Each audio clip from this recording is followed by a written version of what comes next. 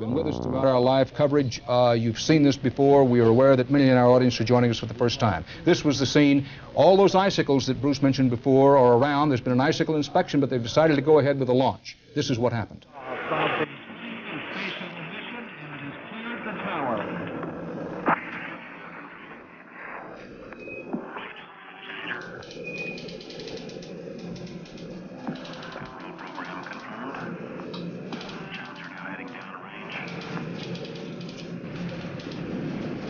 Lujan or Lujan?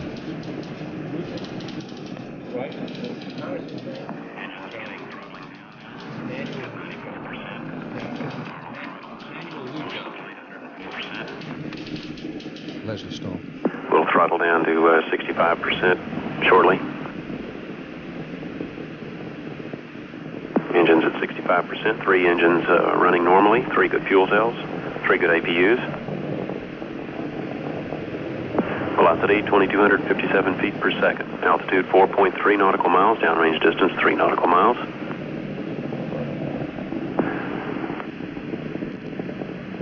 Engines throttling up. 3 engines now at 104%. Challenger, go with throttle up. Challenger, go with throttle up.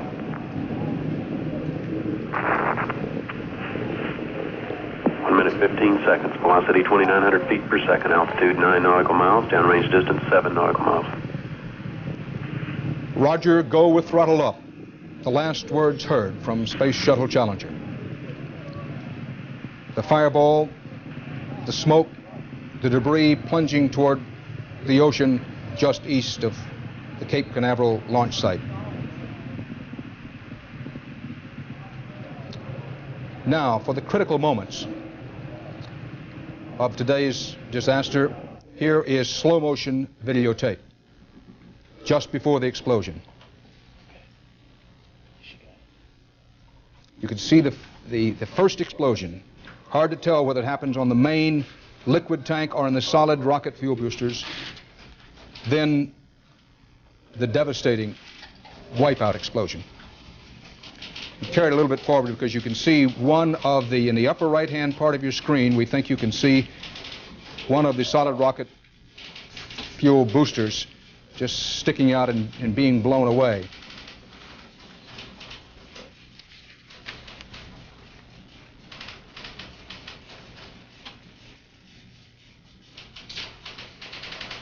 There it is in the upper right-hand quadrant of your screen. One of the 2 solid rocket fuel boosters at this stage still at least partially intact, being blown away from that fireball. That a slow motion replay of the terrible moment this morning, just past 11:30 Eastern time, when the explosion occurred, destroying Space Shuttle Challenger. Now coming up on almost 2 hours since the explosion of the Space Shuttle, NASA still has made no official announcement on the fate of the 7 aboard the Challenger, though no survivors have been sighted. We've been showing you regularly throughout our coverage the live pictures provided by NASA of the scene where the debris, some debris has been sighted in the ocean east of Florida. It's just beyond this land where the debris is. It's very near the launch site itself out in the ocean because, after all, the explosion occurred only 1 minute and 12 seconds into the flight. Now, let us pause and review for you what we think we know as of this hour. Still no official announcement from NASA as to the fate of the crew of 6 and the school teacher passenger aboard the Space Shuttle. The Space Shuttle Challenger exploded into that gigantic fireball about 1 minute and 12 seconds after liftoff. Apparently, underscore that word, apparently all 7 members aboard the flight were killed. I emphasize again, as Bruce Hall has been doing, that there were no ejection seats aboard the Space Shuttle Challenger. As Bruce pointed out, in the early space shuttles, they had put ejection seats. That's when they had far fewer crew members. But 2 things quickly became apparent. First of all, those who rode the early shuttles apparently came back and said, listen, you're kidding yourself if you think anyone could survive with an ejection seat if anything goes wrong. And that's point number 1. Point number 2, as the number of people put aboard the space shuttles grew, it was determined we're only kidding ourselves by putting these ejection seats in, and there were no ejection seats aboard the shuttle this morning. Now, there's been no announcement on the fate of the crew after the explosion this morning, but it appeared there was no way they could survive. You look at the videotape and you say to yourself, how could anyone survive that? No American astronaut ever has been killed in flight. 3 were killed on the launch pad in 1967. The current NASA administrator, William R. Graham, was meeting with congressmen on Capitol Hill about the NASA budget when they saw the disaster on television.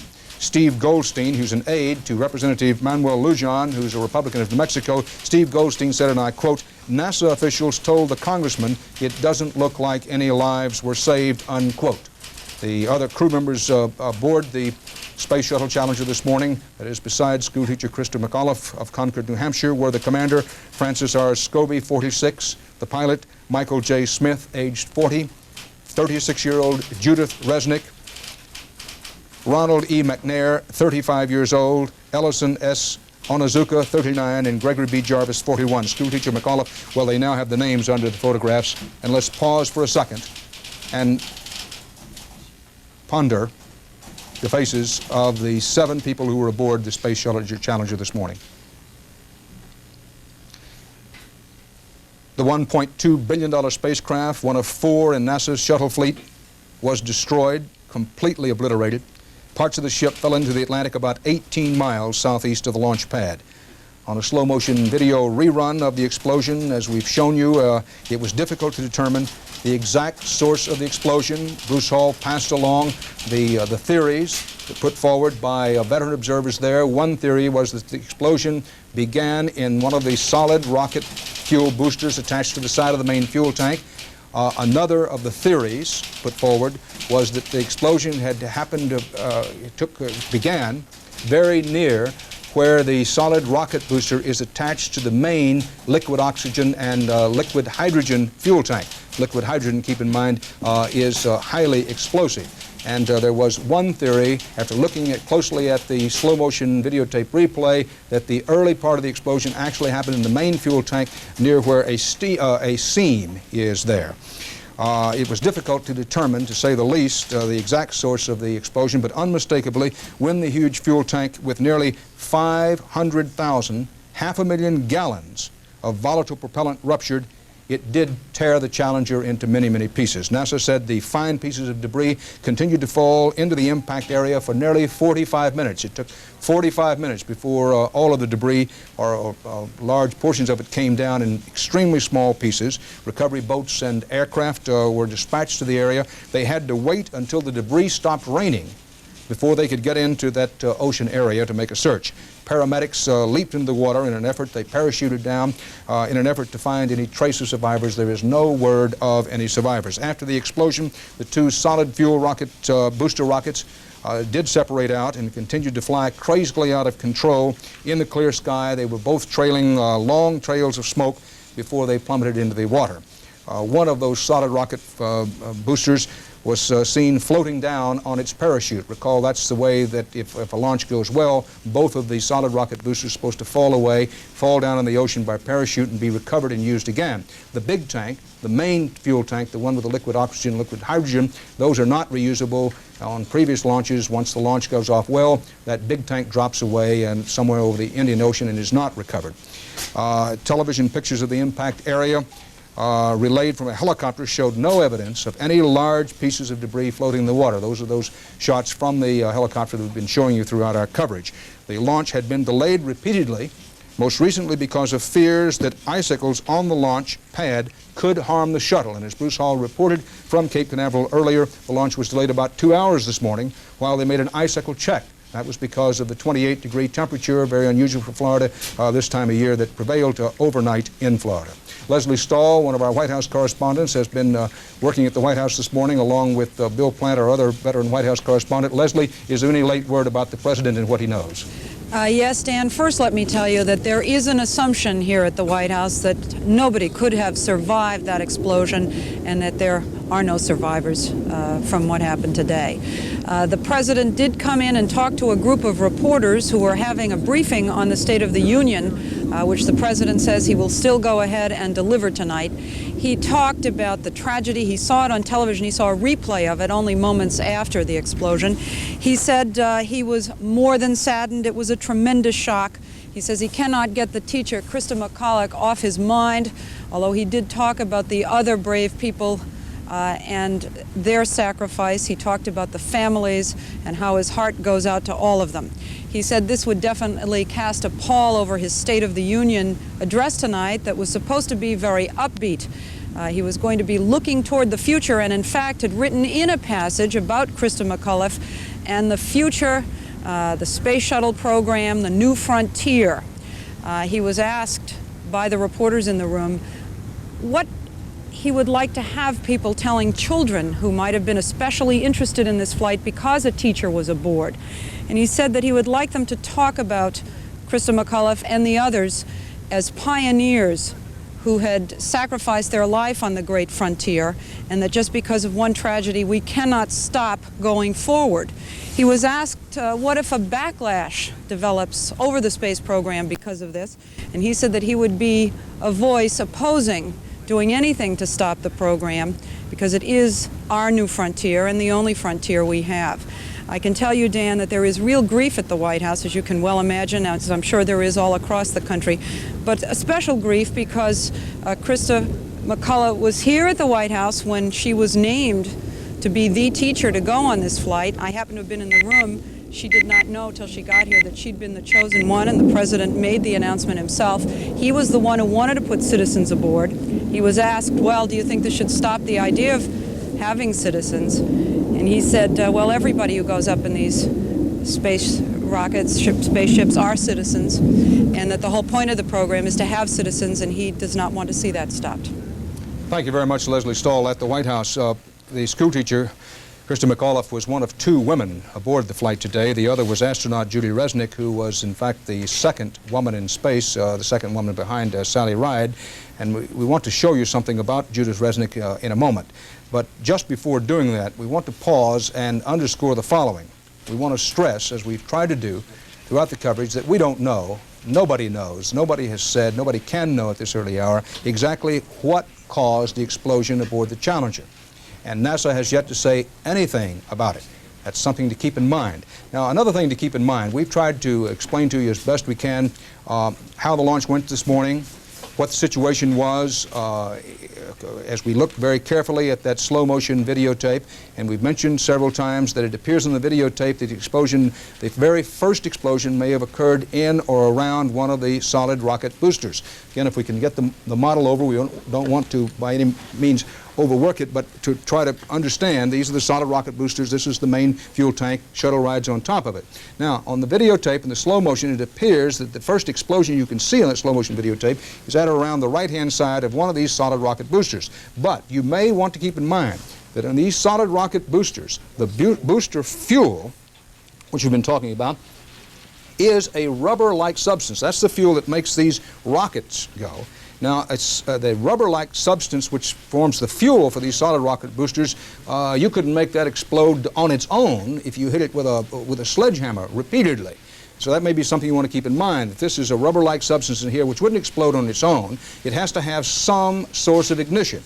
Now, you can speculate the rest of the day on what some source of ignition for exploding this solid rocket fuel might have been. And then there was also the idea that the liquid fuel in the main fuel tank, there was, Bruce Hall spoke earlier about liquid fuel in the main fuel tank, which is the liquid hydrogen at least. It's liquid oxygen and liquid hydrogen. The liquid hydrogen at least is highly explosive, and some observers looking closely at the slow motion of the videotape believe that the explosion may have in fact began somewhere in this area on one of the seams of the large tank. Now, Bruce Hall, if you're at Cape Canaveral and still reading us, this is what we've been trying to pass along, the information that the fuel in the solid rocket boosters is that rubber-like substance, and it couldn't ignite on its own, while the fuel in the big tank certainly could ignite on its own.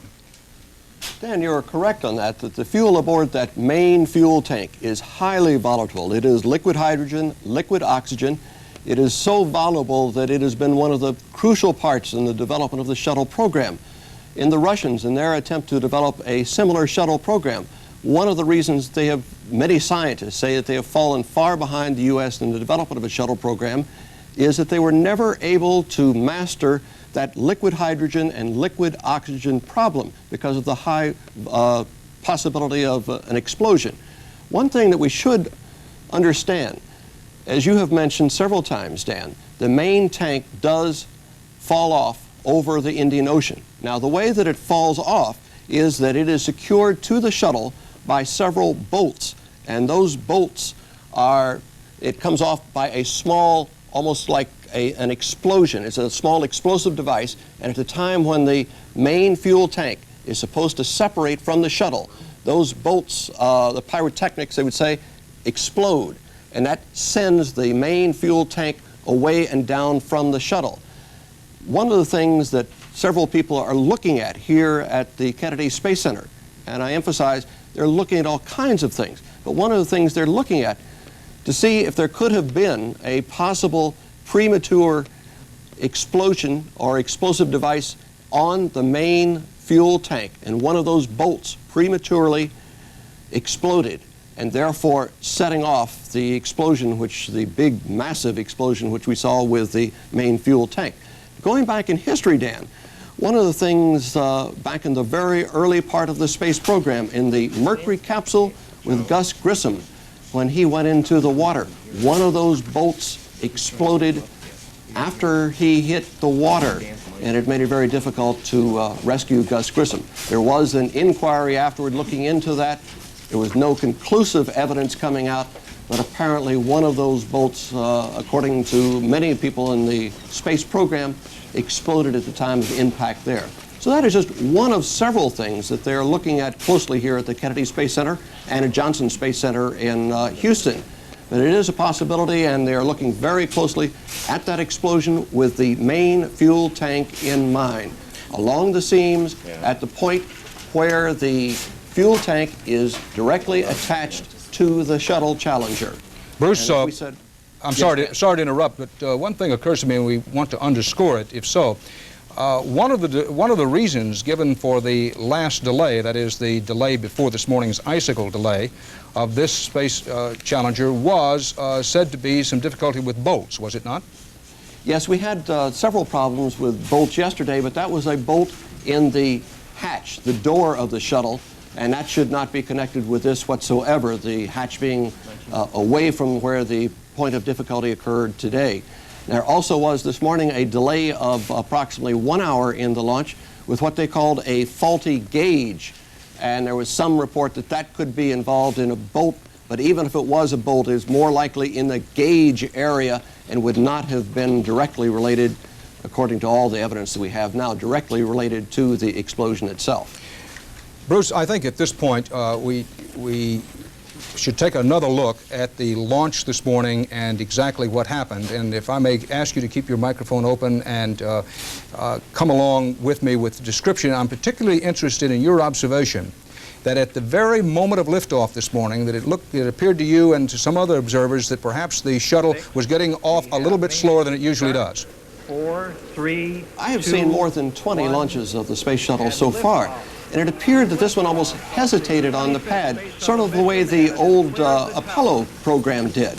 And then it went up, and several people around me said, that's a different manner than we've seen it go before, and it appeared to be a little bit slower. It turned over as it normally does with the shuttle on the bottom side. And at this point, everything appeared to be okay, but we were still looking at each other saying, what about that liftoff? It was a little slower to our observation anyway. Engines beginning throttling down now at 94%. Normal throttles for most of the flight, 104%. And at this point, NASA has said on a preliminary report everything was normal. 65% shortly. And the problem comes in just a few seconds there when NASA gives the order to throttle up. 3 good fuel cells. Also, we need to look closely to see if there is some fog near the end of the tank just before the explosion, Altitude 4.3 which would nautical miles, indicate downrange distance 3 nautical miles. a problem a little earlier than the actual explosion.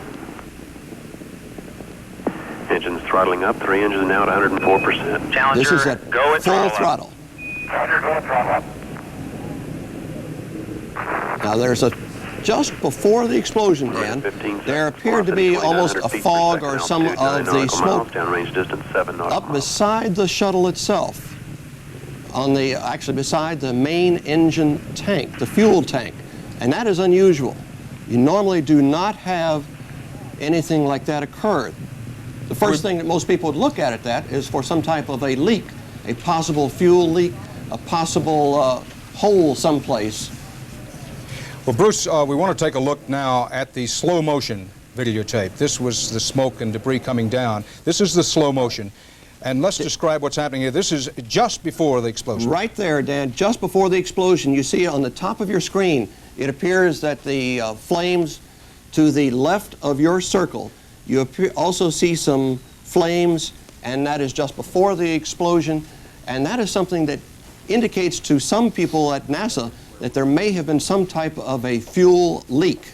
Now, that still indicates that the explosion itself occurred with either the main fuel tank or from something created by the solid rocket boosters, as we have been saying. Bruce? And that fireball there is the main fuel tank.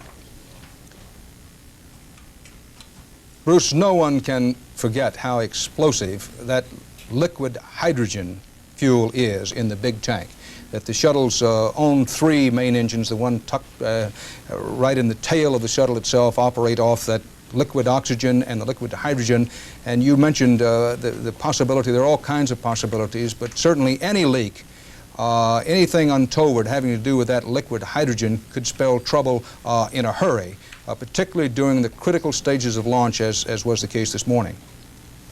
That is true, that the liquid hydrogen and the liquid oxygen are extremely volatile. And that is something that the space program had mastered, and we indicated that the Soviet Union had reason their program had fallen so far behind because they had not been able to. Well, Bruce, I'm sorry, go ahead. I'm sorry. One of the reasons that they want to look closely at that tape, and the NASA officials are huddled looking at this tape, they want to see what those flames are that occurred just prior to the explosion itself, and see why there were some appeared to be flames out of where the normal flame would be from a normal shuttle launch. Bruce Norman Mailer, the author, wrote about the United States mission to the moon.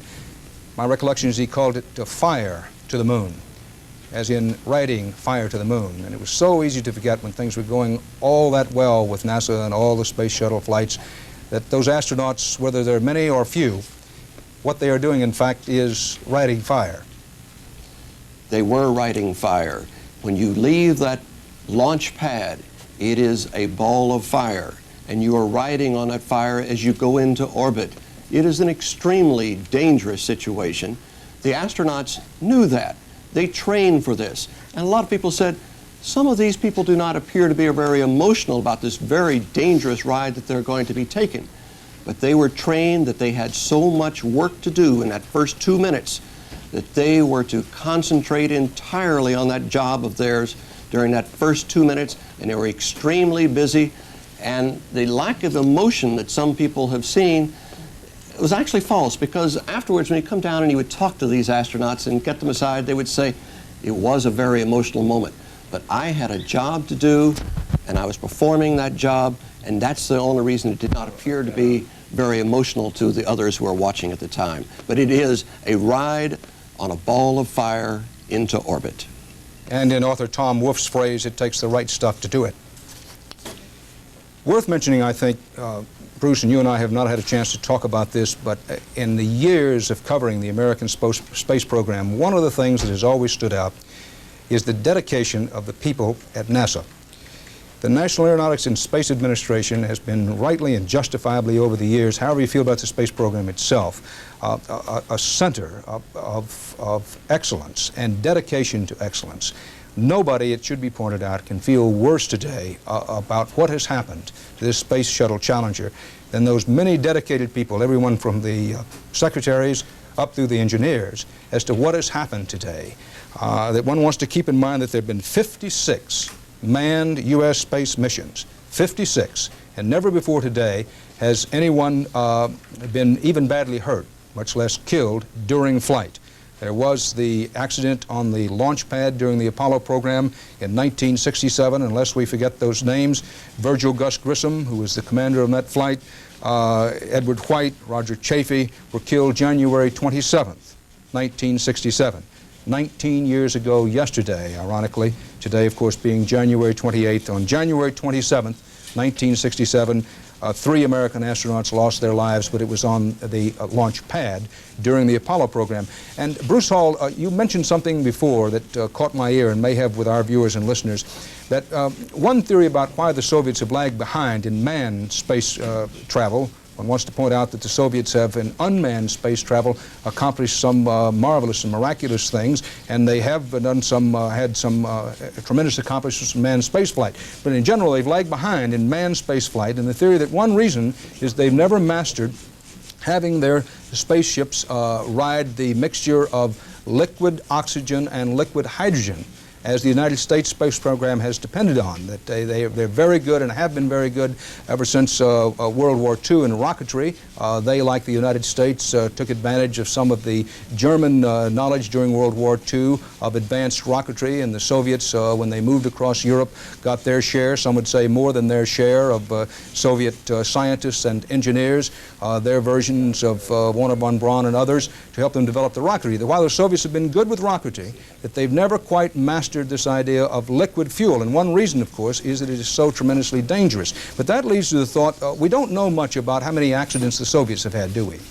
No, we don't know how many accidents the Soviets have had, but we have been given a lot of information indicating there have been a number of accidents, and the Soviets have had extreme difficulty, and several accidents, according to authoritative reports, when they were dealing with experiments with the liquid oxygen and liquid hydrogen. It has been something that has been extremely difficult to master, and it has been a problem also in several other of the shots, not the shuttle shots, but in the earlier part of the program, the NASA program. That has also presented a problem, and it is something, as we have said and you have repeated, Dan, it is extremely volatile. And once you're dealing with substances like that, that are so volatile, that you have to be extremely careful, and you have to have it just exactly right. The astronauts, many times before they would launch and after they would launch, they would call the whole launch procedure a 7 million pound of controlled explosion. And that's really what it is once they leave that launch pad. It is a controlled explosion that propels them into orbit. Excuse me, Bruce, it must go right is right. I'm sorry to interrupt, Bruce. I know our audience understands this is live television and we don't have the best of communications between the two of us. Stay with me, if you will, Bruce, because there's a bulletin on the Associated Press just in from Washington. The Associated Press says, and I quote, "President Reagan's State of the Union speech scheduled tonight has been canceled." House Republican leader Robert Michael's office is said to have just announced this. Yes, I understand this is contrary to information that we had from the White House and our White House correspondents just a short while ago. We have no independent confirmation of this. The last official word we had was that President Reagan would indeed, on the advice of Donald Regan, his White House Chief of Staff, go ahead with the State of the Union speech tonight. But the Associated Press now reports on a bulletin basis, speech canceled. President Reagan's State of the Union speech scheduled tonight has been canceled, according to the House Republican leader Robert Michael's office. We'll be in the process immediately of checking and double-checking that, and we'll keep you posted as we go along. Our last report was that the President intended to go ahead with the State of the Union address tonight as previously scheduled at 9 p.m. Eastern Time. We see scenes from the White House briefing room on one of our monitors here, and it may be that Larry Speaks, the President's spokesman, will be out fairly shortly to give us the official word on whether the President's speech is or is not remaining on the schedule for tonight. At our last official word, it was on the schedule, but the AP says it has now been canceled. We had said some time ago that we were going to discuss the fact that Judith Resnick, the second woman in space, was aboard this space shuttle this morning. We're going to hold on for a moment and not do that, and if you see me looking off to the side, I want to explain to you why. I do have a monitor in which the White House briefing room is up, and our thought was that perhaps Larry Speaks would be appearing shortly to tell us whether the President's speech had been canceled or not. So if you see me looking off to one side, that's the reason that is being done. The NASA officials continue to be silent about what happened this morning and why it happened. There's not been any official announcement that all 7 persons aboard the Space Shuttle Challenger perished. It seems inconceivable, after seeing the videotape, that anyone could have survived, But NASA is in the uncomfortable position of not being able to definitely determine whether anyone survived the flight, and understandably, they have made no announcement as of yet. We were saying earlier about the dedication of the National Aeronautics Space Administration people, everyone from the janitor up through the secretaries, to the engineers, to the scientists, to the administrators, to the backers of the NASA program in Congress, how dedicated they've been to excellence and to safety. And the fact that they've got 56 manned U.S. space missions, this is the first time there's been any serious accident in flight. There was that 1967 fatality, 3 astronauts killed on the launch pad, but nothing in flight before this. And there have been 24 space shuttle missions, 56 manned space shots by the United States, 24 space shuttle missions, all of them in safety.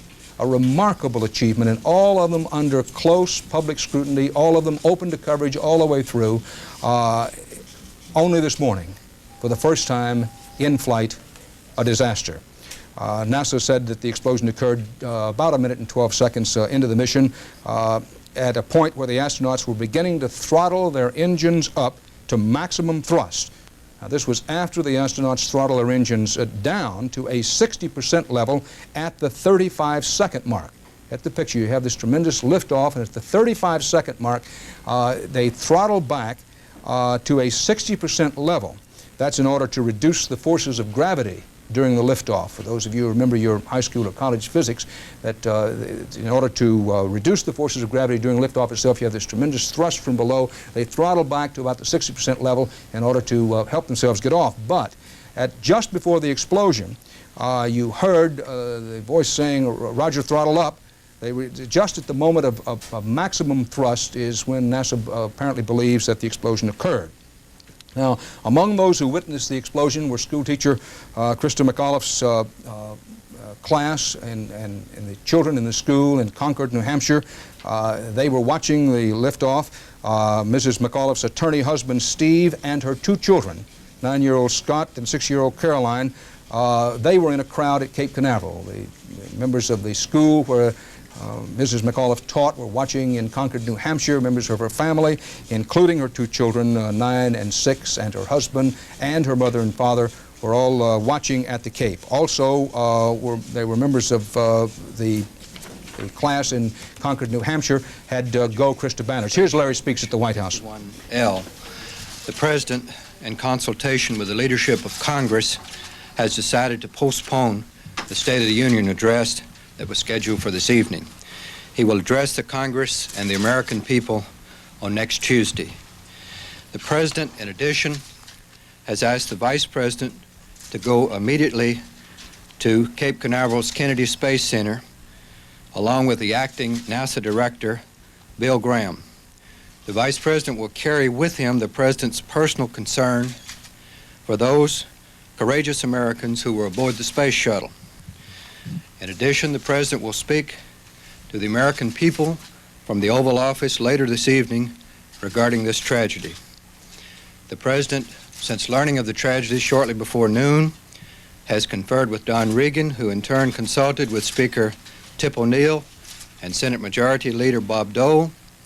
They concurred in the President's decision to delay his State of the Union. A few moments ago, the President met in the Oval Office with NASA Director Graham and instructed him to fly to the Cape with the Vice President to begin an effort to find out the cause of this tragedy. And then the President said to go forward with the nation's space program. The President said, and I quote, "These people were dedicated to the exploration of space.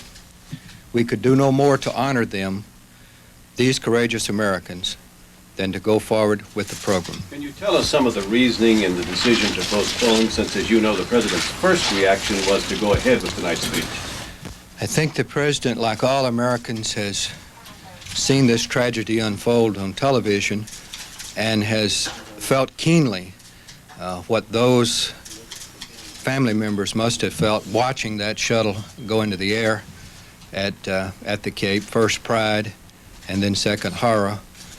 The President feels that these same emotions are being experienced by people all over this nation at this moment.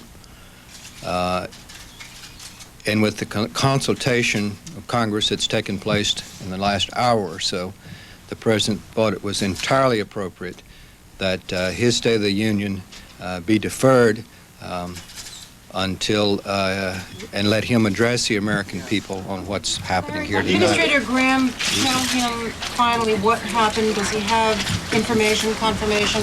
No, the NASA has issued a statement indicating simply that there was an explosion aboard the space shuttle shortly after it lifted off from the Cape this morning, and that a search and rescue mission is underway. That is continuing at this hour and will continue until all efforts to find out what the situation in there are exhausted. Does the President believe... Right. Great. Larry, is the President also going to cancel his State of the Union activities for the balance of the weekend? What time is the other remarks tonight? The President will, will for the balance of the week continue on his previously announced schedule, with the exception of those activities which were designed as a follow-up to the State of the Union. They will be rescheduled for next week. The time of the address to the nation has not been determined, pending definite word from NASA about the situation. HHS, Treasury, and the high school he is not going to visit now. That's right. Larry, Larry, can you Let's tell go one us, at a time. the President have any plans to travel or attend any memorial service for the... Well, at the moment, the NASA is still conducting its search mission there, and of course there's been no memorial service set. The Vice President does go with the personal expression of the part of the President of his concern to those families there, and no travel plans are set as yet. Larry, two questions. First of all, I know you haven't had any official word, but is the White House operating on the basis that all of the people on the shuttle are dead? Well, Chris, like every American, we hope, and until we find out otherwise, that hope will continue. And secondly, to follow up on an earlier question, we were told by the President a few moments ago that he intended to go ahead with the State of the Union. In fact, said while it would cast a pall, the business of governing the nation must go on.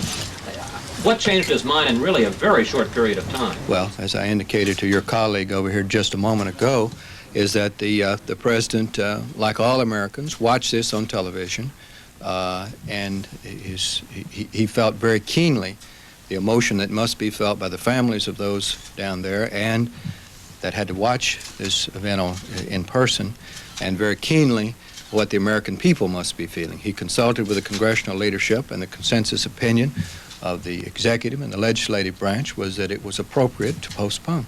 Larry, can you tell us what information the President is getting other than from television at this point? Well, as I just said, the President has conferred with the director of NASA, and he brought him up to date, providing him with as much information as he can. There is not an extensive body of information at the moment that exists. NASA is looking into it as quickly as they can, and as I say, a search mission goes on. Is there a special task force either at the White House or somewhere that's keeping him informed, or are there special communications channels set up? As is always, when there is an event of this nature that occurs anywhere around the world, the White House Situation Room keeps on top of the events. What happened was, as soon as this event occurred almost simultaneously with the television coverage of it, the Situation Room was informed by NASA and has kept abreast of it with an open line to NASA at the Cape since that time. Was this decision? Well, I was going to go back again on where the idea of postponing the speech first initiated. Did the President initiate the idea? Yes, the President initiated the idea of postponing the speech. Larry, will the shuttle program be suspended at least until the investigation is through? Those determinations have not been made. The President indicated to Bill Graham that he should find out the cause of it and then proceed. Now, exactly how that dovetails with future flights will just have to be determined as a result of what NASA determines in their investigation. Also, on the consideration of whether any civilians will be permitted to continue on shuttle flights, is that also part of the investigation? Well, to echo the President's words that all of these people were Americans. They were all interested in space. They all came first with courage and second in a spirit of volunteering for this mission. And whether there'll be any change in that, I don't know. But at the moment, I don't think there's any inclination. Joe? Has the President attempted to contact the family members of anyone who was on the show? The President has not yet done that, no, except to send the Vice President in expression of his concern. Is there any feeling here that NASA was pushing too hard? There was a very ambitious program. Was it 15 launches for this year? I think NASA has a very good record of safety and a very cautious human approach to space exploration, and they have taken those precautions. This is a tragedy of major proportions and one that concerns us all. But for the moment, there is no finger pointing at NASA as far as their safety record. The question arises particularly because in recent launches there have been some glitches that have come up. As you know, they had a problem with the door, the hatch on this, and their drill wouldn't work and all of that. Does that not give the impression that they may be pushing too fast? I can't make that judgment from here, but I think if you would look back at other space launches in the Mercury and Apollo program, you would find that there have been postponements. These not because of glitches, but because of an extensive safety program that finds these glitches before launch. Can you be more specific about what the Vice President will be doing later today specifically, and also does the postponement on the State of the Union push back the schedule for the budget and other things that were scheduled for next week? The Vice President's schedule, once he arrives at the Cape, has not been determined, since it's just within the last few moments that the President has asked him to go down. Well, what's his specific charge? I mean, when his you say specific charge, once again, is to express the President's concern to the families and to accompany the Director of NASA down to the Cape in order to see that the President's directions for an immediate look into the tragedy, into the explosion, is accomplished. Is he overseeing an investigation into this? I don't think that you can say that yet, Norm. I think this matter is entirely in the hands of the NASA people at the present time, and I don't know of any. There's no further planning beyond that. Question on the budget, that has not been determined. It would be my inclination to say that the budget will probably go up on Wednesday, with the State of the Union on Tuesday. I think the Graham-Rudman law requires that it go up by February 5th, and that they will do. Andrea, and then I'm going to go all the way to the back and work forward. I just want to follow on Norm. Is it the President's view that perhaps an independent investigation outside of NASA is what is required on the pacing of the program?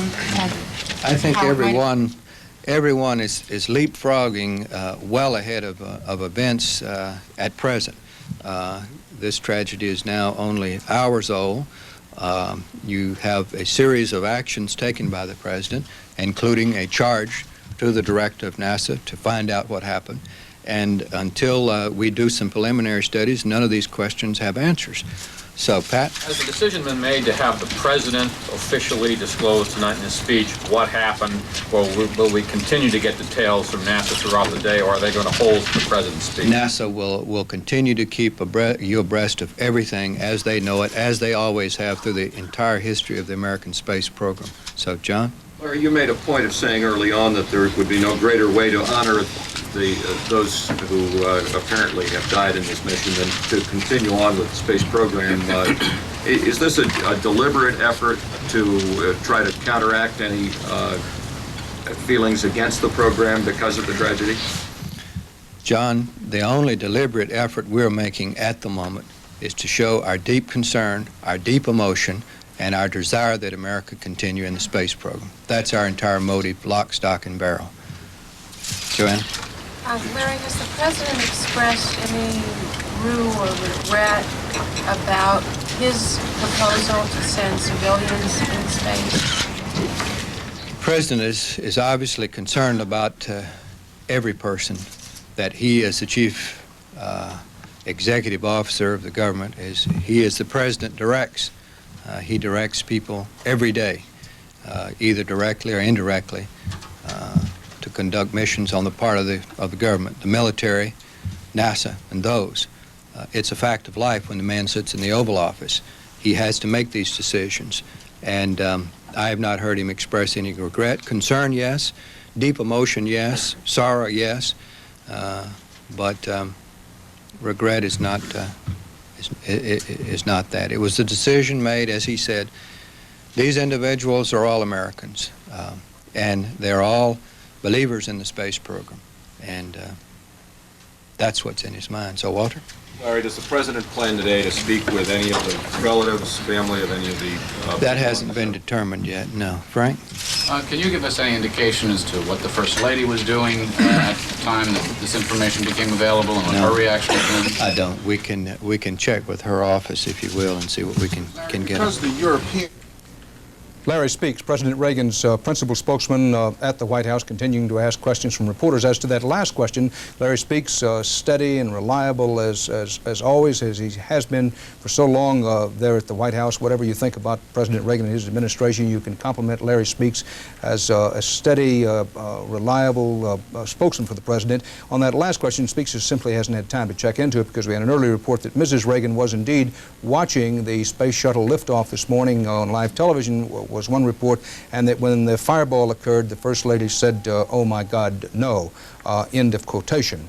Now, Space Shuttle Challenger exploded into that gigantic fireball about 72 to 75 seconds after liftoff today, apparently killing all 7 crew members, including schoolteacher Krista McAuliffe of Concord, New Hampshire. Fragments of the $1.1 billion spacecraft, which is one of 4 in NASA's shuttle program, fragments of the spacecraft fell into the Atlantic Ocean about 18 miles southeast of the Kennedy Space Center launch pad. No announcement still on the fate of the crew, nothing official, but it appeared from the videotape, which we're going to show you in just a few moments, that there was no way that anyone could survive. No American astronaut previously ever had been killed in flight. 3 had been killed on the launch pad in 1967 as part of the Apollo program. The explosion occurred as Challenger was about 10.3 miles high and speeding toward orbit, riding 500,000 gallons of fuel, speeding toward orbit aboard all that fuel at 1,977 miles per hour. The shocking spectacle was witnessed by family and friends of the astronauts who had gathered at Cape Canaveral and by people who were watching live coverage around the country. We will show you now the videotape, first in real time and then in slow motion, of what happened this morning from launch to explosion. 7, 6, we have main engine start, 4, 1, and liftoff. Space Shuttle mission, and it has cleared the tower.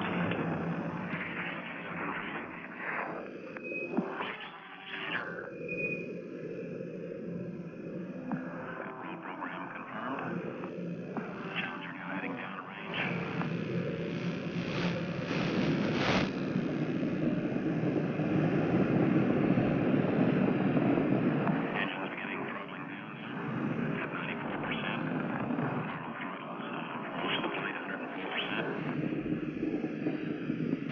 Throttle down to 65% shortly.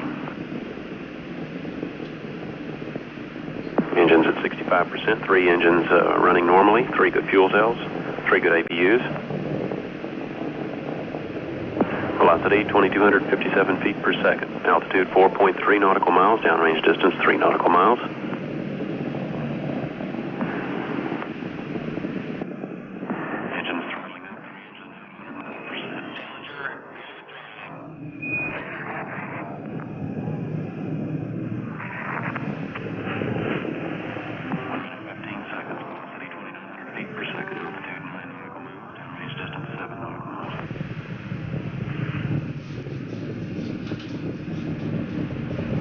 And the trail of smoke began. Half an hour after the explosion, a serpentine trail of white smoke, still twisted by the upper wind, remained in the clear sky. It marked the path of the shuttle's wreckage. You may have noticed it for a second or so there. The shuttle appeared to still be flying after the explosion, and suddenly it corkscrewed out of control and plunged toward the ocean. Flight controllers here looking very carefully at the situation. Obviously a major malfunction. Major malfunction meaning disaster aboard the shuttle in space. A nightmare for NASA. And now we take you to the last seconds of Shuttle Challenger in slow motion. At this point, all appears well. Then suddenly a small explosion, hard to tell exactly where it is, and then this.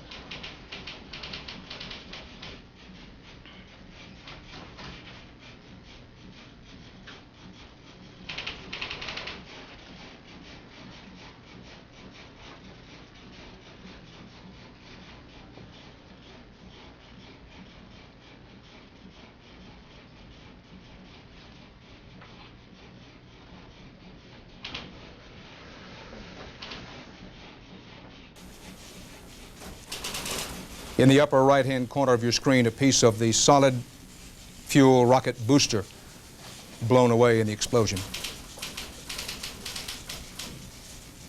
The spaceship was throttling up at one of the most dangerous periods of the launch when the explosion occurred.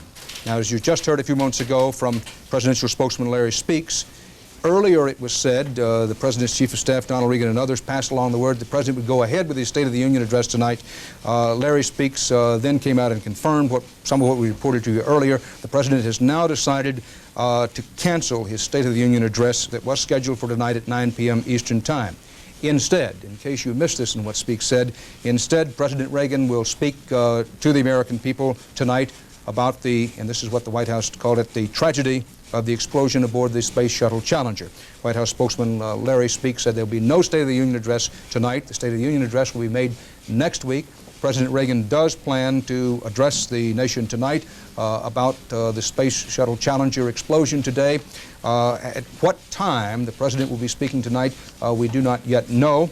You are watching our CBS News live coverage of today's tragedy, this explosion in space, this disaster in space. Our tentative plan, of course, is to broadcast the President's address to the nation, if that's what it turns out to be tonight, whenever that occurs. If it's something less than a full address, we simply don't know the form yet, and we don't know when it's going to take place. But President Reagan does plan to speak to the American people this evening, but about the Space Shuttle Challenger, his State of the Union address has, after some deliberation, and understandably it took the White House some time to decide what would be best in terms of State of the Union address, it has been postponed now until next week. Now, aboard the Space Shuttle Challenger, in that terrible fireball of this morning, were 7 Americans. And these were the 7 Americans aboard and who they were. Francis Dick Scobie, Air Force Major, was the commander, 46 years old, born in Washington State. Michael Smith, he was the pilot, age 40, United States Navy, born in Morehead City, North Carolina. Judy Resnick, second woman in space, 36 years old, PhD, born in Akron, Ohio, mission specialist. Ronald McNair, also a mission specialist, PhD, 35 years old, born in Lake City, South Carolina. Ellison Onizuka, Major, United States Air Force, 39 years old, born in Hawaii, also a mission specialist. These were all the astronauts. 41-year-old Gregory Jarvis, the payload specialist, the man in charge of the cargo aboard the Space Shuttle. 41 years old, born in Detroit. And 37-year-old Krista McAuliffe, school teacher, mother of 2, from Concord, New Hampshire. While astronaut Judy Resnick was preparing for the flight, Judith Resnick, one of 2 women aboard the flight today, the school teacher, Krista McAuliffe was one, Judy Resnick was the other woman. While Judith Resnick was preparing for the flight, she talked about what it meant to be the second female astronaut. Sally Ride had been the first. Is there anything that needs to be said about the second woman in space? The U.S. woman? I'm very comfortable flying with this crew. We have gotten along very well from the beginning. We work well together. We have a good time in training. I'm very comfortable with the whole mission in general, and I view myself as part of the team. There's 6 of us, and I have about 1/6 of the responsibility, and the other guys have about 1/6, and that's the way we intend to do it on orbit, and we're all very comfortable with that. And I'm very confident of their abilities, and I think they're very confident of my abilities in the areas that I have responsibilities. and I trust them in the areas that I don't know that much about to go do the right thing, and we have that mutual trust among us, and I think that will make for a good mission because we have a good crew. What does Judith think about going to space? Well, I'm eager to go. A long time waiting. I've been here for 6 years. I think it's about time, the right length of time to be at NASA and working in the system before you go fly. There are a lot of people who have waited longer for flights. There are some who have waited less time for flights. I'm very satisfied with where I am right now. I'm ready to go fly this mission with the rest of the crew, and I hope after the mission's over that NASA wants me to fly another one. Judith Resnick, before the flight, which was delayed 2 hours today as NASA checked for icicles on and around the spacecraft. 28 degrees in that part of Florida this morning, unusually cold there, and they delayed the flight for a couple of hours to check for icicles. That interview done with Judy Resnick as she awaited the flight, not today, but at another time, as she was waiting to become the second woman, the second American woman in space.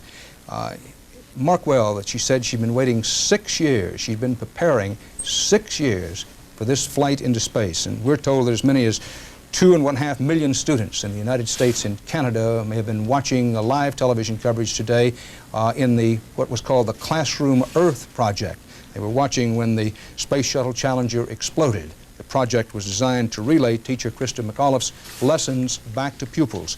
And there's no doubt in my mind that the teachers involved in that project before and perhaps just after today's terrible event were reminding students, as we can all remind ourselves, how much dedication goes into being an astronaut, how long it takes to prepare. It's homework, homework, homework. It's grueling, it's taxing, and it takes as long as 6 years, in Judy Resnick's case, 6 years of preparation before one gets one's chance to be a space voyager, which today, for the first time in the history of the American space program, ended in disaster as the Space Shuttle Challenger exploded about 72 to 75 seconds into its flight. The explosion and the fire happened about the time the Challenger was to enter a period of maximum aerodynamic pressure when wind and other atmospheric conditions would place the maximum force on the outside of the vehicle. And the last words heard from the shuttle were Roger, throttling up.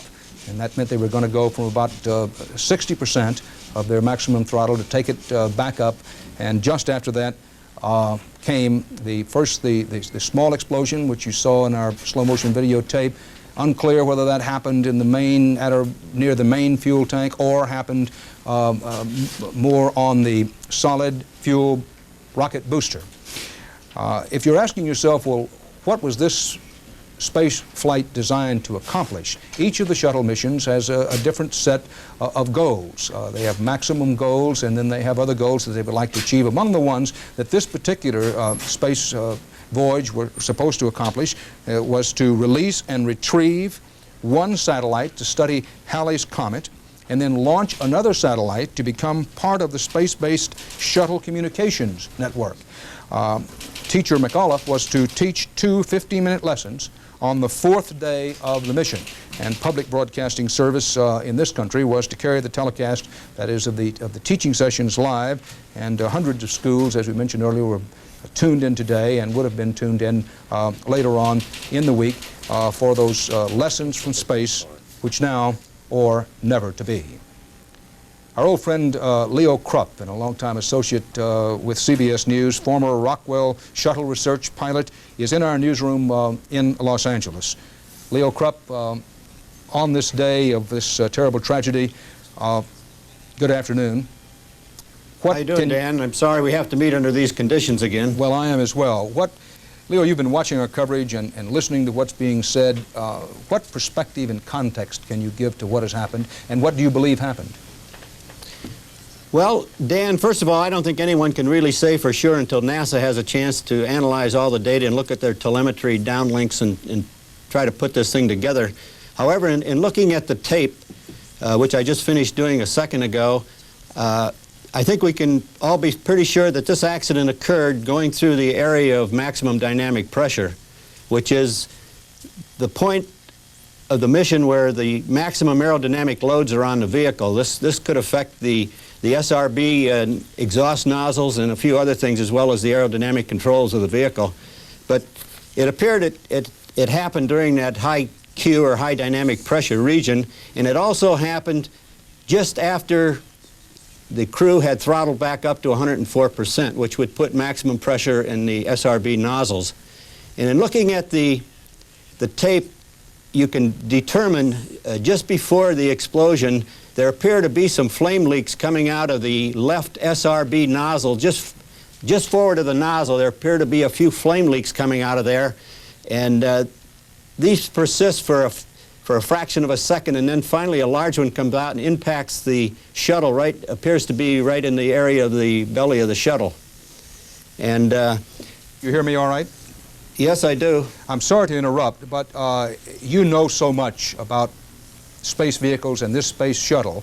I want to pause for just a second, put up the videotape of what happened this morning, and have you go back over in the simplest, most elementary terms of what happened and at what moment it happened, and go back over this videotape with some of the information you just gave us, please. Okay, if you run the tape, Dan, I'll try to do a voiceover on it. Thank you. It's going to take us just a second here, Mr. Krupp, to get the videotape re-queued. While we're waiting, Dan, another thing that might be a factor in this problem is the abnormal weather conditions that Florida was experiencing.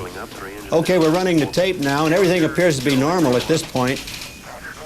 And when we switch from this tail shot to the side shot, you see those little flame leaks? And if you could go very slow motion through that area, you can see these flame leaks, and then you can see one of them impact right on the vehicle. There you can see the little flame leaks just forward of the nozzle. Let's try to stop it right there if we can. When you talk about flame leaks in the middle left-hand center of your screen. Right. Now these appear to be coming out of the left SRB just forward of the nozzle area, but it's hard to tell. You know, they could be coming from the tank too. But excuse me, Leo, but by SRB you mean solid rocket booster is SRB. That's right. And you think they appear to be coming out of there? It appears to be that it's coming out of the area of the left SRB nozzle, just forward of the nozzle. Now that's the solid rocket booster, not the liquid fuel tank. No, the liquid fuel tank I don't think would have flame leaks of that nature, but it's hard to tell. NASA, when they get their data, might be able to determine this. But once this explosion occurs, then you later see what appears to be the right SRB coming out of this cloud, and it still is fairly intact. But once the explosion occurred, the whole vehicle became probably separated, and I don't think it's significant to say that the one SRB came off ahead of the other one. Leo Krupp, There you can see the SRB coming out. Right, just in the upper right-hand quarter of the screen. Yes. Now I assume that's the right SRB, but I can't be certain, of course. Leo Krupp, you've worked with us before on our little models, and if you can watch your monitor there, I think it's, insofar as we can, we want people to understand exactly what happened. NASA will at some point, we hope soon, but as soon as they know, tell us why it happened. Now, Leo Krupp, the former Rockwell Shuttle research pilot, has gone through talking about the SRBs. These are the solid rocket boosters on the side of the space shuttle. This is the liquid tank on which the space shuttle rides. Now, what we saw falling away after the explosion, Leo Krupp, check me as we go along here, was a large piece of the right-hand side solid rocket booster. It appeared to be the entire SRB, the entire solid rocket booster, and I assume it was the right one because it looked like the left one was the one that exploded. All right, so it looked to you, and I just want to check and watch me to go here, that it was the left solid rocket booster. At either that solid rocket booster or perhaps this area between the two where you saw what you described as possible, what did you call them, fuel leaks? Flame leaks. It looks like a burn through, but it was well aft on that thing down near the nozzle of the. All right, down in this area, was it? Yes, way down near the bottom, right just forward of the nozzle. Now let me make sure I understand, Leo Krupp, that from looking at the slow motion of the videotape, that it looks to you as there might be what you call a flame leak down in this area of the left-hand solid rocket booster. Yes. Now, then, of course, once there is an explosion, the highly volatile liquid hydrogen in the larger tank, I don't want to say comes into play, but once you saw the huge fireball, clearly that was also involved. Yes. Leo Krupp, what indications would the astronauts get that something was wrong, and what could they do about it? Well, things happened so rapidly that they probably didn't have any indication. If they did have an indication, say the vehicle was deviating from its trajectory, the range safety officer would alert them by turning on a range safety light in the cockpit, and this then gives the crew a few seconds to do a fast separation from the external tank and the solid rocket boosters.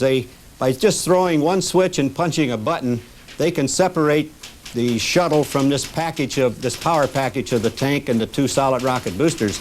However, it doesn't appear that that happened. It would have to happen so quickly that the commander and the pilot would have to make that decision almost instantly, would they not?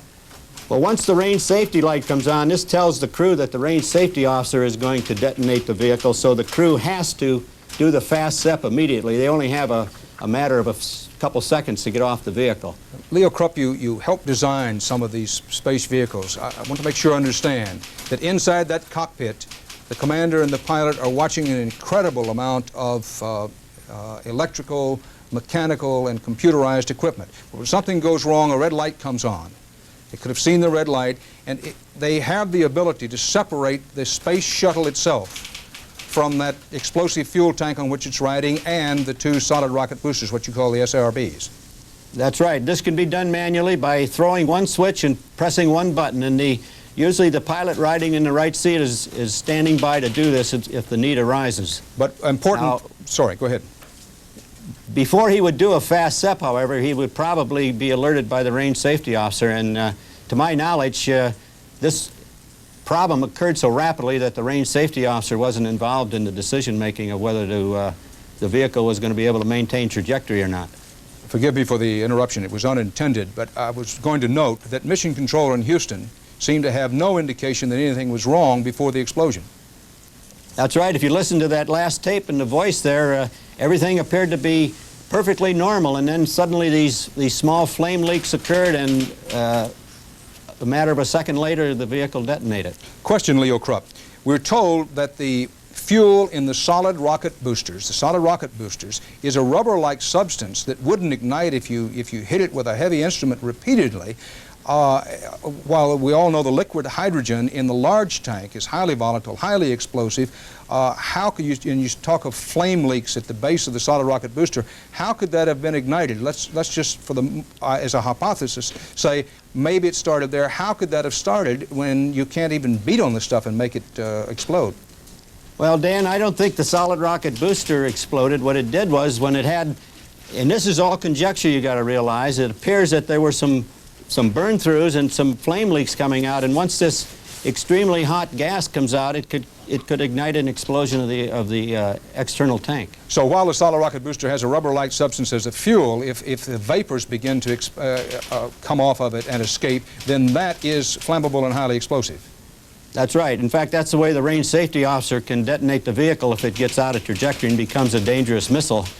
He has the ability to detonate this through the SRBs. Leo Krupp, I know you've been on your way to the studio for part of our coverage. We've emphasized repeatedly that NASA has said nothing officially about what happened or why it happened. Understandably, they want to check and be sure of what they say when they say anything publicly, and so far they've not even officially announced the fate of those aboard the shuttle, although let me ask you directly, person to person, is there any doubt in your mind as to the fate of the 7 people aboard that vehicle?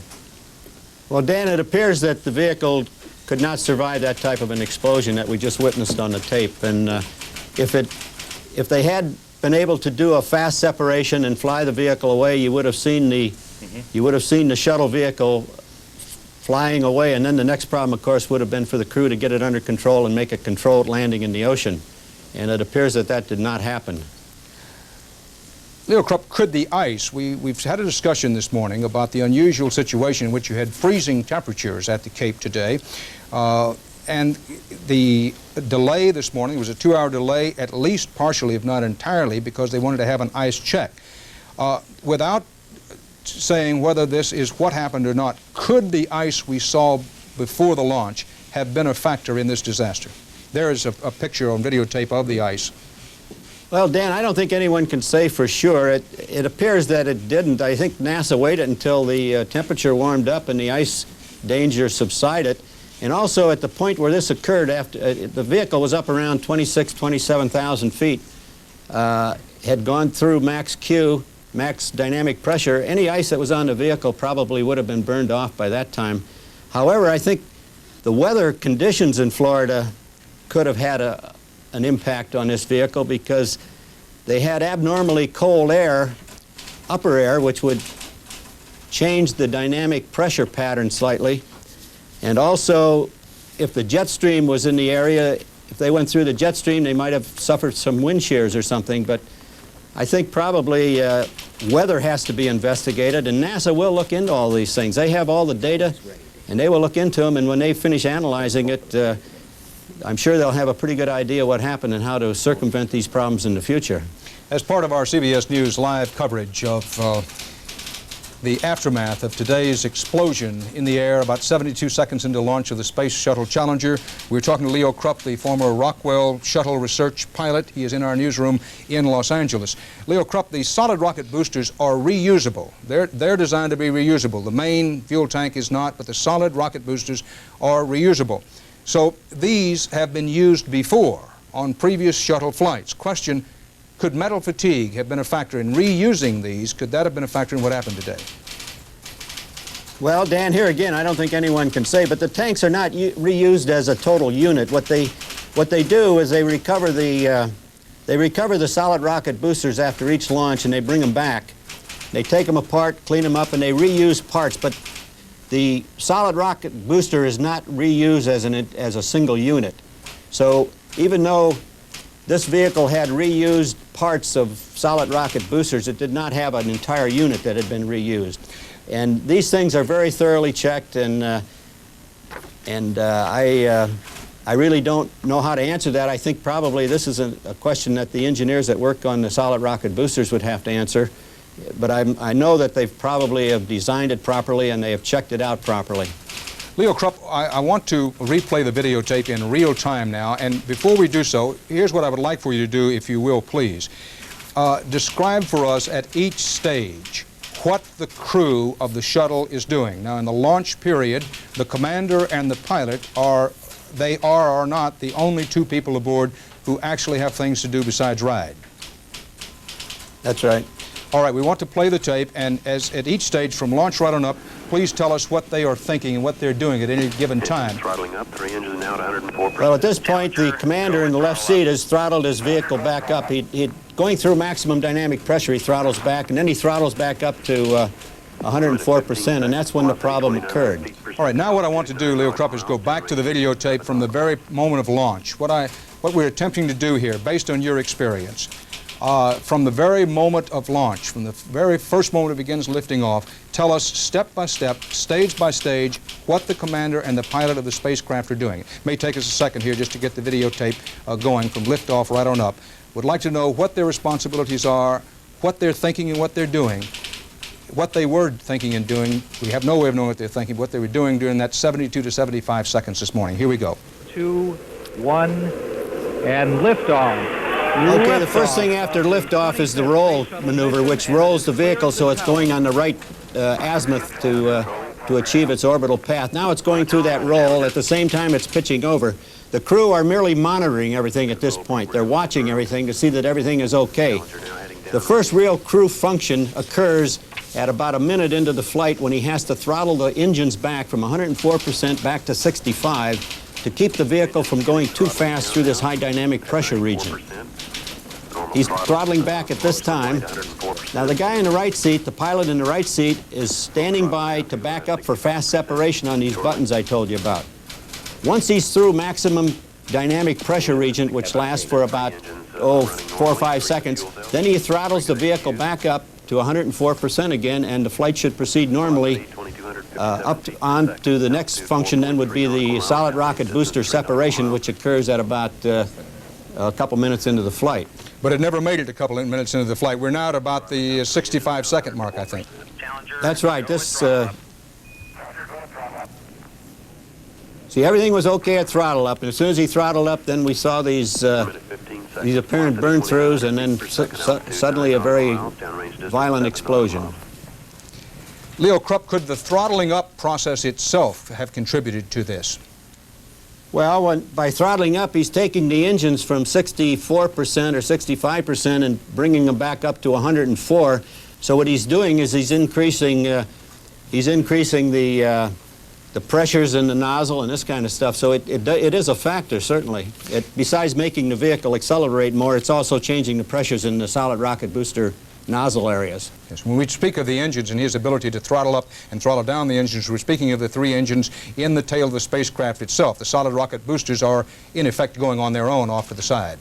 That's right. Yeah, we're talking about the main engines.